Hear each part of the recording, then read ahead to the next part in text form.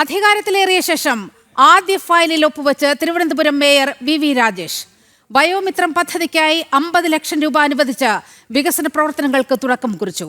Medical, spiritual ടൂറിസത്തിന് പ്രാധാന്യം നൽകുമെന്നും വികസനത്തിനൊപ്പം നിൽക്കുമെന്നും വി രാജേഷ് പറഞ്ഞു. എല്ലാവർക്കും നമസ്കാരം. നമ്മളിപ്പോൾ സത്യപ്രതിജ്ഞ ചെയ്ത് പുതിയ കൗൺസിൽ സ്ഥാനമേറ്റു. അതിനുശേഷം ആദ്യമായി നമ്മുടെ സമൂഹത്തിലെ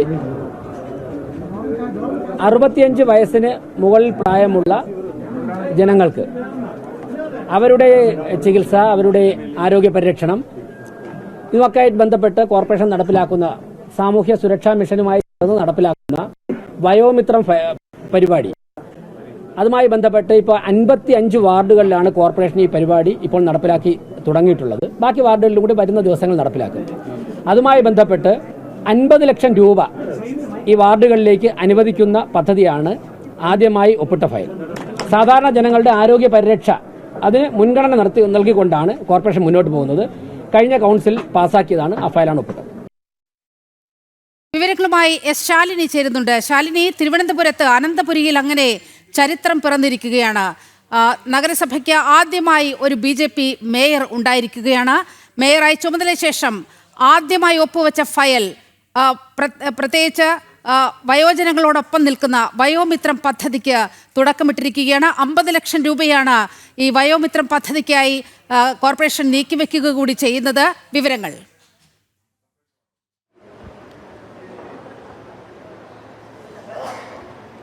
തീർച്ചയായും നീലും അത് തന്നെയാണ്. താമരക്കുമ്പിളിൽ അനന്തപുരി, അങ്ങനെ ഒരു കാഴ്ച ചരിത്രത്തിലാദ്യമായി സംഭവിച്ചിരിക്കുന്നു. അത് തിരുവനന്തപുരം നഗരസഭയിലാണ്. തിരുവനന്തപുരത്തെ നഗരസഭ അങ്ങനെ BJP ഭരണം പിടിച്ചിരിക്കുകയാണ്. 51 പേരുടെ വോട്ടോടുകൂടി അവരുടെ സമ്മതിദാന അവകാശം രേഖപ്പെടുത്തിക്കൊണ്ട് തിരുവനന്തപുരം നഗരസഭയുടെ മേയറായി, നഗരപിതാവായി BJPയുടെ മുൻ തിരുവനന്തപുരം ജില്ലാ അധ്യക്ഷൻ കൂടിയായിരുന്ന കൊടുങ്ങാനൂർ വാർഡിൽ നിന്ന് വിജയിച്ച വി രാജേഷിനെ അങ്ങനെ തെരഞ്ഞെടുത്തിരിക്കുകയാണ്. തെരഞ്ഞെടുപ്പിന് ശേഷം അദ്ദേഹം ചുമതല ഏറ്റെടുക്കുന്നതിന് മുൻപ് അദ്ദേഹത്തിന് സത്യവാചകം ചൊല്ലിക്കൊടുത്തത് തിരുവനന്തപുരം ജില്ലാ കളക്ടർ അനുകുമാരി IAS ആണ്. അതിനുശേഷം ചുമതലകൾ പൂർണ്ണമായും ഏറ്റെടുത്തത് മേയറുടെ ചേംബറിലെത്തിയാണ്. ചേംബറിലെത്തി ഫയലിൽ ഒപ്പുവെച്ചത്, ആദ്യ ഫയലിൽ ഒപ്പുവെച്ചുകൊണ്ടാണ് ആ ഒരു നിർണായകമായിട്ടുള്ള ചരിത്രത്തിൽ തന്നെ സുപ്രധാനമായിട്ടുള്ള ഒരു നടപടി അദ്ദേഹം പൂർത്തീകരിച്ചത്. തിരുവനന്തപുരത്ത് താമര വിരിഞ്ഞു.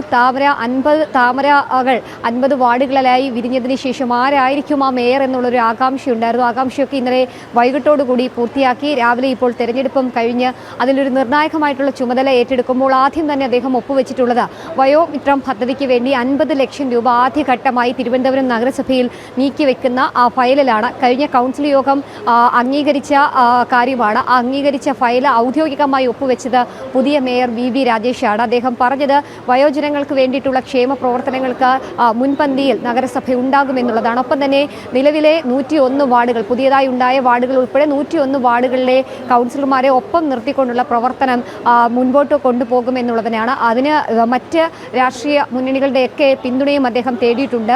രാഷ്ട്രീയം നോക്കാതെയുള്ള ഒരു പ്രവർത്തനം തൻ്റെ ഭാഗത്തു നിന്ന് ഉണ്ടാകുമെന്നുള്ളതാണ് വി രാജേഷ് ചുമതല ഏറ്റതിനു ശേഷം മാധ്യമങ്ങളോട് പ്രതികരിക്കുകയും ചെയ്തിട്ടുള്ളത്. എന്തായാലും നിർണായകമായ ഒരു ചരിത്രത്തിൽ തന്നെ ഏറ്റവും ഒരു ഏടായി തന്നെ തിരുവനന്തപുരം നഗരസഭയിൽ ഈ ഒരു നീക്കത്തെ കാണേണ്ടിയിരിക്കുന്നു, നടപടിയെ കാണേണ്ടിയിരിക്കുന്നു. തിരുവനന്തപുരം നഗരസഭയുടെ ഔദ്യോഗിക ലോഗോയിലൊക്കെ 2 താമരകൾ അങ്ങനെ വിരിഞ്ഞു നിൽക്കുന്നത് നമുക്ക് കാണാൻ സാധിക്കും. അതിന് സമാനമായി തന്നെയാണ് തിരുവനന്തപുരത്ത് അങ്ങനെ 50 പേർ വിജയിച്ച് കയറി ഇപ്പോൾ നിർണായകമായിട്ടുള്ള ഈ ഒരു മേയർ തെരഞ്ഞെടുപ്പും പൂർത്തീകരിച്ചത്. അദ്ദേഹം മേയറായി ചുമതല ഏറ്റതിന് ശേഷം ഈ ഫയലിൽ ഒപ്പുവെച്ചതിന് ശേഷം പുറത്തേക്ക് വന്ന് അദ്ദേഹത്തിനെ കാണാനെത്തിയ സാംസ്കാരിക, സാമൂഹിക, രാഷ്ട്രീയ രംഗത്തെ പ്രമുഖരുമായി അദ്ദേഹം സംവദിച്ചു. അവരിൽ നിന്നൊക്കെ അഭിനന്ദനങ്ങൾ, അവരിൽ നിന്നൊക്കെ ആശംസകൾ ഏറ്റുവാങ്ങിയതിനു ശേഷം വീണ്ടും മേയറുടെ ചേംബറിലേക്ക് പോയിരിക്കുകയാണ്. ഇനിയിപ്പോൾ 2:30 2:08 ആയിരിക്കുകയാണ്. 2:30 ഞാൻ നിൽക്കുന്ന ഈ മേയറുടെ ഈ തിരുവനന്തപുരം നഗരസഭയുടെ കൗൺസിൽ ഹാൾ മറ്റൊരു തെരഞ്ഞെടുപ്പിന് കൂടി സാക്ഷ്യം വഹിക്കാൻ പോവുകയാണ്. ഡെപ്യൂട്ടി മേയർ തെരഞ്ഞെടുപ്പ് 2:30 ആരംഭിക്കുകയും ചെയ്യും. തിരുവനന്തപുരത്തെ മേയർ വി രാജേഷിന്റെ നേതൃത്വത്തിൽ, അദ്ദേഹത്തിന്റെ സാക്ഷ്യത്തിലാണ് ആ ഒരു ഡെപ്യൂട്ടി മേയർ തെരഞ്ഞെടുപ്പ് നടക്കുന്നത്. 3 രാഷ്ട്രീയ പാർട്ടികളുടെയും മേയർ സ്ഥാനാർത്ഥികളെ ഔദ്യോഗികമായി പ്രഖ്യാപിച്ചിട്ടുണ്ട്. NDAയുടെ BJPയുടെ സ്ഥാനാർത്ഥിയായി കരുമം വാർഡിൽ നിന്ന് വിജയിച്ച ആശാനാഥ് മത്സര രംഗത്തുണ്ട്. ഒപ്പം തന്നെ CPIയുടെ രാഖി രവികുമാർ വഴുതക്കാട് നിന്ന് വിജയിച്ച രാഖി രവികുമാറാണ് CPIയുടെ LDFന്റെ ഡെപ്യൂട്ടി മേയർ സ്ഥാനാർത്ഥി. ഒപ്പം തന്നെ UDFന്റെ ഡെപ്യൂട്ടി മേയർ സ്ഥാനാർത്ഥിയായി മത്സരിക്കുന്നത് മേരി പുഷ്പമാണ്. അങ്ങനെ 3 ഡെപ്യൂട്ടി മേയർ സ്ഥാനാർത്ഥികളും മത്സര രംഗത്തുണ്ട്. 2:30 ഡെപ്യൂട്ടി മേയർ തെരഞ്ഞെടുപ്പ് ആരംഭിക്കുകയും ചെയ്യും. ഏറ്റവും പ്രധാനപ്പെട്ട ഏറ്റവും സുപ്രധാനമായ ഡെപ്യൂട്ടി മേയർ തെരഞ്ഞെടുപ്പിൽ 51 സീറ്റുകൾ നേടിക്കൊണ്ട് ആശാനാഥ് തന്നെ വിജയിച്ചു വരുമെന്നുള്ളതിൽ സംശയമില്ല. കാരണം 50 സീറ്റുകൾ അവർക്കൊപ്പമുണ്ട്. ഒപ്പം തന്നെ പാറ്റൂർ രാധാകൃഷ്ണൻ തിരുവനന്തപുരത്ത് നിന്ന് വിജയിച്ച നഗരസഭയുടെ കണ്ണമ്മൂല വാർഡിൽ നിന്നും വിജയിച്ച സ്വതന്ത്ര സ്ഥാനാർത്ഥി പാറ്റൂർ രാധാകൃഷ്ണൻ അവരുടെ പിന്തുണ NDAക്ക് നൽകുകയും ചെയ്തിട്ടുണ്ട്. സ്വാഭാവികമായും മേയർ തെരഞ്ഞെടുപ്പിൽ ഉണ്ടായതുപോലെ തന്നെ 51 വോട്ടുകൾ നേടിക്കൊണ്ട് ആശാനാഥ് ഡെപ്യൂട്ടി മേയർ ആകുമെന്നുള്ളതിൽ സംശയമില്ല. 4 മണിയോടുകൂടി മേയറും ഡെപ്യൂട്ടി മേയറും തിരുവനന്തപുരത്ത് BJPയുടെ സംസ്ഥാന ഓഫീസിൽ മാരാർജി ഭവനിൽ ഔദ്യോഗികമായി മാധ്യമങ്ങളെ കാണുകയും ചെയ്യുന്നുണ്ട്. എന്തായാലും ചരിത്ര മുഹൂർത്തത്തിന് സാക്ഷ്യം വഹിച്ചിരിക്കുകയാണ് തിരുവനന്തപുരം നഗരസഭയുടെ കൗൺസിൽ ഹാള്. ഒരു കൗൺസിലറുമായി തിരുവനന്തപുരത്തെ നഗരസഭയിലേക്ക് എത്തിയ BJP പിന്നീട് 35 കൗൺസിലർമാരായി 2 തവണ മുഖ്യ പ്രതിപക്ഷമായി നിന്ന ആ ഒരു രാഷ്ട്രീയ മുന്നണി ഇന്നിപ്പോൾ ഭരണപക്ഷത്ത് എത്തിയിരിക്കുകയാണ്. ചരിത്രത്തിലാദ്യമായി തിരുവനന്തപുരത്തെ BJPയുടെ കൗൺസിലർമാരിൽ ഏറ്റവും പ്രധാനപ്പെട്ട പിന്തുണയോടുകൂടി ഒപ്പം തന്നെ ഒരുപാട് ചുമതലകൾ വഹിച്ച് സമരരംഗത്തടക്കം സജീവമായി നിന്ന VV രാജേഷ് ഇനിയിപ്പോൾ തിരുവനന്തപുരത്തിന്റെ മേയറാകും. വരുന്ന 5 വർഷം വികസിത അനന്തപുരി സാധ്യമാക്കാനുള്ള ശാലിനി, അതുതന്നെയാണ് VV രാജേഷ് ചുമതലയേറ്റ ശേഷം അദ്ദേഹം ആദ്യമായി നടത്തിയ പ്രസംഗത്തിൽ തന്നെ സൂചിപ്പിച്ചത്.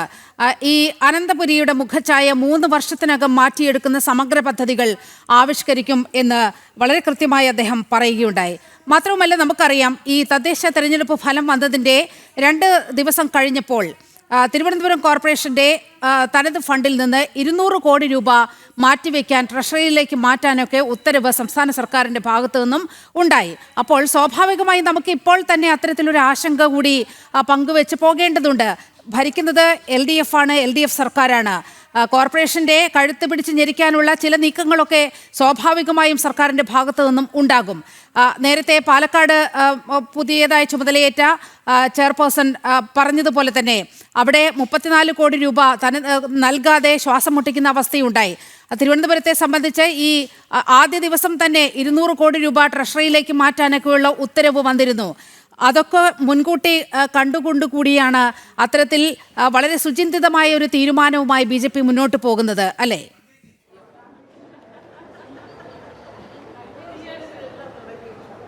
തീർച്ചയായും അങ്ങനെ തന്നെയാണ് നീലിമ. കാരണം 200 കോടി രൂപ അത്ര ചെറിയ തുകയല്ല തിരുവനന്തപുരം നഗരസഭയെ സംബന്ധിച്ചിടത്തോളം. ആ തുകയാണ് ഉടനടി തന്നെ തിരുവനന്തപുരം നഗരസഭ സർക്കാരിൻ്റെ ട്രഷറിയിലേക്ക് അടയ്ക്കണമെന്നൊരു നിർദ്ദേശം ഉത്തരവൊക്കെ ഉണ്ടായത്. അതെന്തായാലും BJPയുടെ അടക്കമുള്ളവരുടെ പ്രതിഷേധത്തെ തുടർന്ന് ഇപ്പോൾ മരവിപ്പിച്ചിരിക്കുകയാണ്. തിരികെ പണം അടയ്ക്കാൻ കഴിയില്ല എന്നൊരു കാര്യം അത് സർക്കാരിനെ ഔദ്യോഗികമായി അറിയിക്കുകയും ചെയ്തിട്ടുണ്ട് എന്നുള്ളതാണ് നമുക്ക് അറിയാൻ സാധിക്കുന്നത്. എന്തായാലും വികസനം മാത്രമാണ് BJPയുടെ ലക്ഷ്യം. വികസിത അനന്തപുരി കേരളം വികസിക്കുന്നതോടൊപ്പം തിരുവനന്തപുരം വികസിക്കുക എന്നൊരു ലക്ഷ്യം മാത്രമാണ് BJP മുന്നോട്ട് വയ്ക്കുന്നത്.